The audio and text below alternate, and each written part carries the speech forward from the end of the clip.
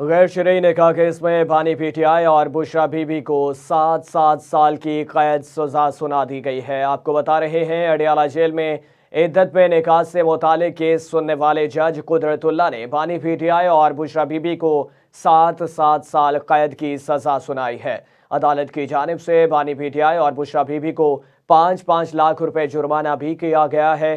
गुज़श्ता रोज तकरीबन 14 घंटे की समाअत के बाद जज कुदरतुल्ला ने इद्दत में निकाह से मुतालिक केस का फैसला महफूज किया था। इद्दत में निकाह से मुतालिक केस में बुशरा बीबी के साबिक शौहर खाविर मानिका, उनके मुलाजिम लतीफ़, मुफ्ती सईद और निकाह गवाह ओन चौधरी समेत दीगर गवाहान के बयानात कलमबंद किए गए थे।